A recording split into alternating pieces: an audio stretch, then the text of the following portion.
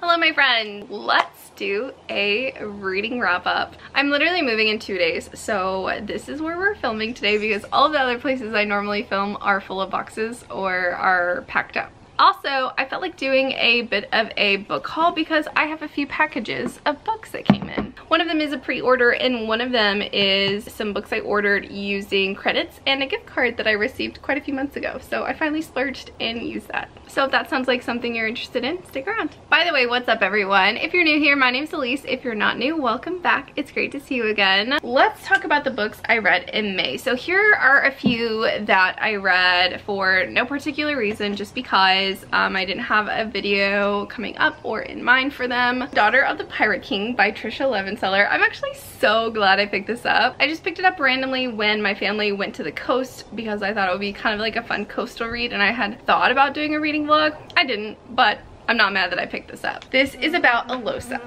who is the daughter of the Pirate King, and she gets sent on a mission to pretend being a prisoner on a ship and search that ship for a very special, very important map. It is a wild journey, and it's really fun seeing Alosa being this really clever, smart, strong, intelligent person, having to pretend to be like weak and dumb, and she can't do anything right, and she's just a sad, lonely prisoner. They treat her like that, and then to see that flip side of her like actually being really clever and smart, and her plans and her strength and all of these things going wrong, but her figuring it out anyway. I really enjoyed that. I really liked Alosa, and I highly recommend the audiobook narrator.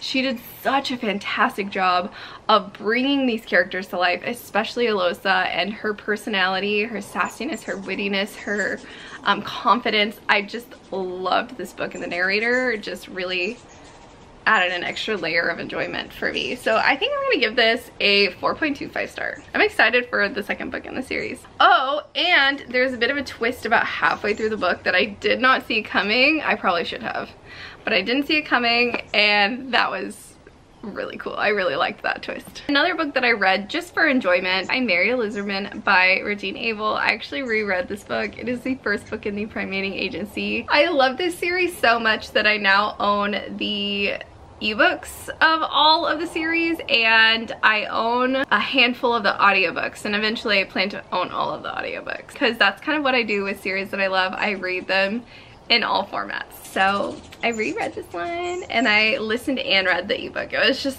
so enjoyable. I actually originally gave this a 4-star, but after rereading it, I bumped it up to 5-star. I loved it so much. So this whole series is about usually women who cannot find a partner on their planet, or perhaps there is a reason for them needing to be on another planet. So for example, some of them can't own property, can't get married on their planet. Some of them are ill. Some of them get into trouble, and they need some legalities to help them get free of those difficulties. And so for this one, our main character can't get married, she can't have property. As the third daughter on her planet, they inherit absolutely nothing, and it's really difficult for them to get a job outside of like really grueling labor work. So she agrees to marry an off-worlder on another planet. The company that is in charge of that is the Primating Agency, and so he kind of gives her some tools to help the community in that planet succeed and improve their lifestyle. And it was really fun seeing how their world is and how she could help it without changing it too much, adding some of her skills that could help their planet thrive. That was a wonderful reread, and I'm so glad I just love that series so much. The next few books I read for a series reading vlog part 2 that should be coming out pretty soon, so I won't go too into detail about these books. But first we have The American Roommate Experiment by Elena Armas. This was the second book and the final book in the Spanish Love Deception duology. This one follows Lena's friend Rosie, who recently quit her corporate job, very stable corporate job, and has secretly become a romance author. Her first book did amazing, but she has 8 weeks until her second book is due, and she has nothing. She is broken. She can't write anymore. Then something happens in her apartment to where she can't live there for a while, and she goes and lives in Lena's apartment while she's on her honeymoon. Little does she know that Lena had offered her apartment to her cousin Lucas, who has been traveling the United States for a while. So he comes, they run into each other, and they strike up a deal for him to stay there. He agrees to help her with fake dates to try and like get her writing spark back because she's a romance author. Forced proximity, friends to lovers. They both have their things to work out. It was cute, but I'll leave my final thoughts for that video. Then we have Winter, which is the 4th book in the Lunar Chronicles. Technically the final book in the series, but there are 2 other books, a novella and a short story collection, so I cannot claim to have finished the series yet. Darn. But this was a really good installment of the series. I really enjoyed it. There were some qualms I had with it. I really liked the addition of certain characters. I really thought a majority of the book added to the story and the series, but man, when there's 820 plus pages, you gotta cut something. And then we have I Married a Minotaur by Regine Abel. This is technically the 4th book in the Primating Agency. It actually goes back to the same world from I Married a Birdman, and I loved it. I gave it a 5-star. It was so good. I just loved the expansion of that world, because in I Married a Birdman we only got to see kind of their colony, and in I Married a Minotaur we got to see the Minotaur colony and how the two have kind of fit together in some of the histories and why the Minotaurs have traditionally been so violent, because it's part of their DNA. But they have a new leader who's the main character, one of the main characters of this book, and he wants to find a solution to that so that they can kind of keep their violent tendencies to themselves without hurting themselves or others. I really liked the story. It was great. It was just so fun. It just hit the spot, and that's what triggered me reading or rereading I Married a Lizardman. I just love that series. My new obsession. Next we have a stack of books that I have read for videos that I am currently filming but have not finished yet. I stagger my filming and the books that I read because I'm a mood reader and I'm also in grad school, and unfortunately booktube is not my full-time job. So I have to read them when I can, when the audiobooks are available, when I can fit them in at certain times, and so that's why I don't just read all the books I have planned for a video back to back to back. I have to stagger them for my sanity and for my schedule. For example, we have The Paradise Problem by Christina Lauren. I am reading this for an ARC video. This video is incomplete at the moment, so I won't be saying much about this book, but I will say that it was awesome. I really loved it. One of my favorite Christina Lauren reads to date so far. This book is about Anna and West, and at the very beginning of this book we see them getting a divorce because their time together is at a close.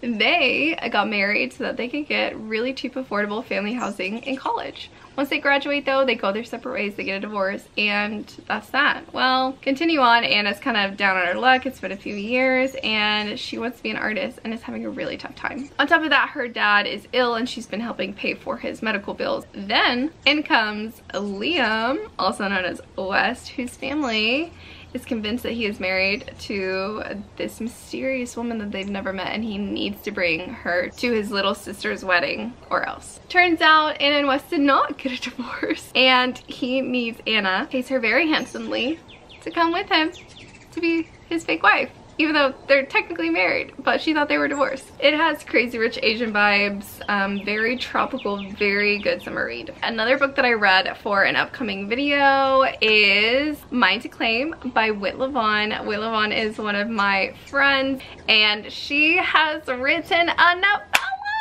I am so excited and stoked for her. I literally read this in like an hour and a half, maybe 2 hours. My boyfriend went for a run. I laid in bed and read this book, and by the time he came back I had like 10 pages left. It was so cute, and what I'm most excited about is that there is so much potential for this world and this series. So the premise of this whole series is that this world full of a vast number of species, every so many years it like burns, it like metamorphosizes. It takes this time process where they send all of the people of the species off of their planet while this planet is rekindling, renewing, regenerating, and they live on those planets for a while, and they try and get them to, I guess, find their mates and reproduce and bring them back to the planet once it has rebirthed. And I just love that concept. I think it's so fascinating and interesting. So we first started with our main female character,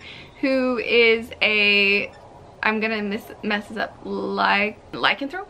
Basically, she's a werewolf. She finds her man, she finds her person. I love the potential for the found family. I already am excited for some of these other characters who were in her book to have their books too. I will say, like, I am excited for more world building. I really would like to see those that like transform. I want to see them transform. You know what I mean? Like, I think it would be so cool. And so I'm just excited. This series has such potential. I think she did such a great job as a debut author. Not my voice cracking like every 5 seconds, but I'm so excited for Whit. This was a really good time. Congratulations. Her book comes out June 14th. I'll leave the pre-order or the order link down below. Check it out. Then we have Butcher and Blackbird, which I'm filming for a very secret video, so I'm not gonna tell you why. It was fun, it was wild, it was weird, it was wacky, it was different, it was gory. Good time. Butcher and Blackbird is about 2 serial killers who meet randomly, and they end up having a little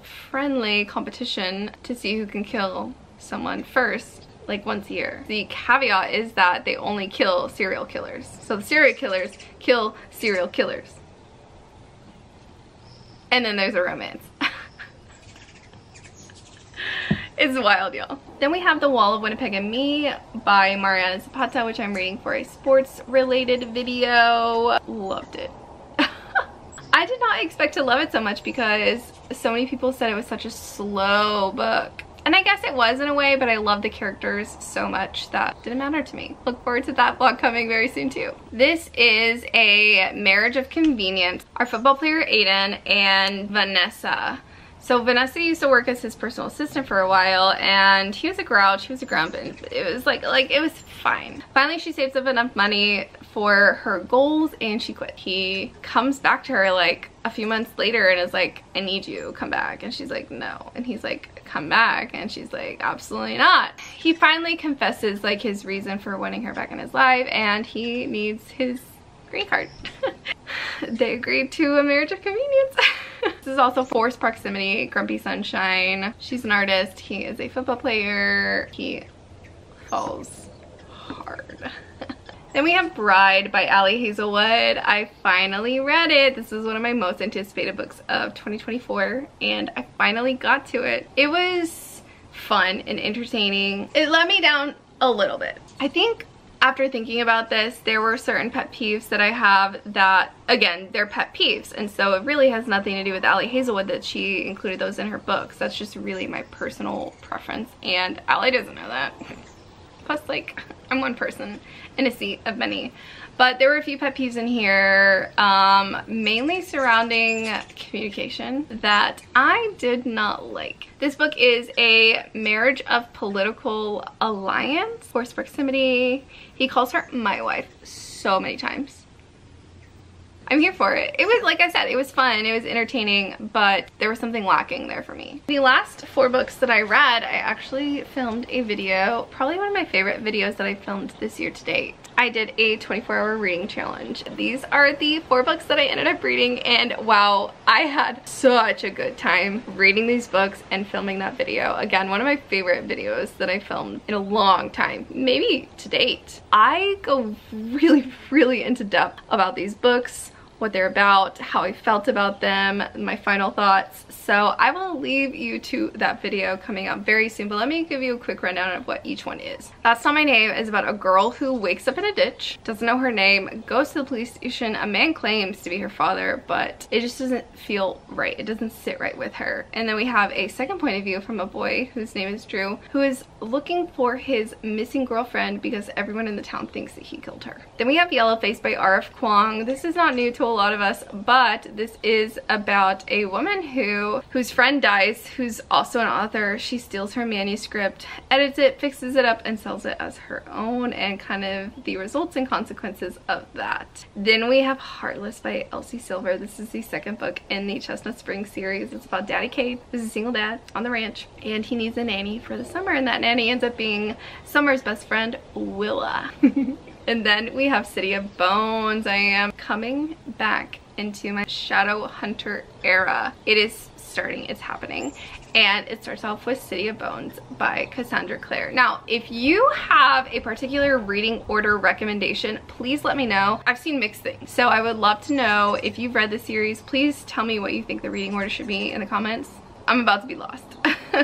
But this was a fun reread. I will say the narration wasn't my favorite because one thing that I didn't realize when I read this previous is that these characters have accents because of the origins of Idris in the Shadowhunter city. I didn't realize that. But the narration, the accents were very forced and pushed to me, and it didn't make for the most enjoyable reading experience or listening experience. So I think I'll be continuing these physically in the future, and so we'll see. Hopefully that helps. So my friends, those are the books that I read in May. It was a really good reading month. I am so happy with all of the books that I read. I read some really awesome books, and I'm really grateful for the time that I've had reading these. Moving on to the book unboxing portion of this video, let's go ahead and get started. I think I know exactly what this one is. I believe this is the next book in the Ice Planet Barbarian special edition, so let's see. Here we are. We have Barbarian's Taming by Ruby Dixon. Let's see, I thought that there should be, okay, there they are. I was worried for a second that they didn't have any goodies. So we have the sticker. That's so pretty. We have the signed nameplate. And then we have the bookmark. So this one is about Maddie and, is it Hassan? Yeah, Maddie and Hassan, and they, their friendship turned into relationship is so funny to me. They are the, they're the wild ones of the tribe. Let's just say that. Next, we have some books from Barnes & Noble. I ordered this with a gift card that I received for my birthday a few months ago. And then I also had some credits stacked up from the membership, so I used those as well. Oh my gosh, I'm so excited. Okay, first I got Earl's Trip by Jenny Holiday. I saw Haley Pham talking about this book when it was still in ARC, and I thought it just sounded so fun and wholesome. I don't even remember what it's about. I just remember thinking that sounds fun and cozy. Even an Earl needs his ride or dies, and Archibald Fielding Burton, the Earl of Harcourt, counts himself lucky to have two. This year, Archie is especially eager to get away until an urgent letter arrives from an old family friend begging him to help prevent a ruinous scandal. Suddenly, the trip has become Earls plus girls, which complicates matters. Her name is Clementine. He finds that Clem is complex and surprising and adamantly opposed to marriage, which, for reasons Archie dare not examine too closely, he finds increasingly vexing. Cute. Ooh, then we have Mile High by Liz Tomford. This feels like the independent edition. Didn't it just get republished? I don't know, but this edition is very, very heavy. You know what I mean? How some paper is like heavier than others? This one's very, very hefty. Anyway, Mile High by Liz Tomford. This is part of a sports romance series, which I am dabbling with in the future. So this is about a hockey player and a flight attendant. Okay. Oh, that's why it's called Mile High. That makes sense. I always wondered why it was called that.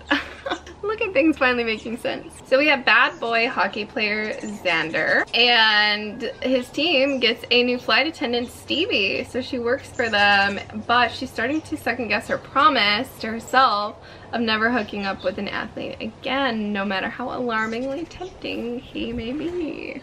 Do girl. I mean, what?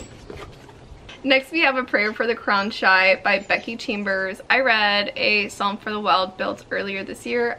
Absolutely loved it. 5-star. So this is the second book in the series so far. Super excited to read it. I don't even know what it's about. Oh, I'm so glad. So I didn't know if it would be the same characters or different characters, but it is going to be the same characters. It's going to be Sibling Dex and Mosscap the robot, and they go on a quest to determine what humanity really needs. Turn their attention to the villages and cities of the little moon they call home. They're trying to find answers, trying to make new friends, learn new concepts, and experience the entropic nature of the universe. I'm so excited. Watch me finish this in June, like immediately. Next we have All Roads Lead Here by Mariana Zapata. Yes, I read The Wall of Winnipeg and Me and like immediately needed this book. This lighting has been wild for this video. I'm so sorry. All I know is this is another very slow. I think Aurora lost her mother recently and broke up with her longtime musician boyfriend, so she's hiding out in a small town where she used to grow up, starting over. The place that she rents out actually wasn't rented out to her by the landlord. It was rented out to her by the landlord's teenage son. So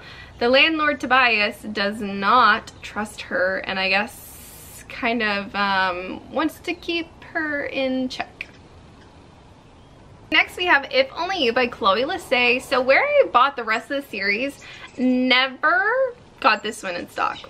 I don't know. So I finally got this. This is the 6th book in the Bergman Brothers series. It's the last book that I need to complete the series, even though I haven't read a single one, but I trust. I trust. This one is Ziggy and Sebastian. This one's actually a Bergman sister novel. Cool, cool. She is the youngest player on the national soccer team and the baby of the family, but it doesn't mean she still deserves to be treated as a kid. She wants her angelic image to get a makeover. What better way to do that than hanging out with Trouble Incarnate and her brother's best friend, Sebastian Gauthier. Oh my gosh, it's the brother's best friend. Okay, I'm here for it. Okay, I'm so nervous about this one. Guys, I loved Every Summer After. I did not love Meet Me at the Lake. This is gonna be the book that decides whether or not I continue reading Carly Fortune or not. But I've seen really good reviews.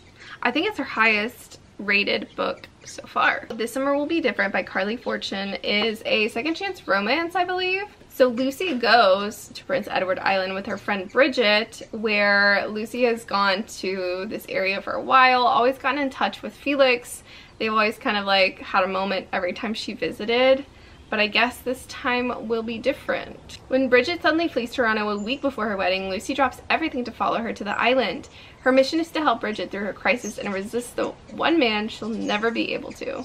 But Felix's sparkling eyes and flirty quips have been replaced with something new, and Lucy's beginning to wonder just how safe her heart truly is. Okay, my friends, last but not least, I got Next to You by Hannah Bonham Young. I cannot wait to read this book. It is the next book in the series, or is it a series? Anyway, it's Friends to Lovers, and she's renovating a bus. How cool is that? Look at her tats. Look at him. He looks like, what's his name? Anyway, love him. My camera's about to die. All right, my friends, thank you so much for joining me as I talked about the books that I read this month and my mini little haul. I hope you enjoyed it. Thanks so much for joining me. Be sure to subscribe if you haven't already and you made it this far. Please consider giving it a thumbs up, and I'll see you in my next one. Sending you good vibes, everyone. Hope you're doing well. Bye. It is hot, but look at these curls.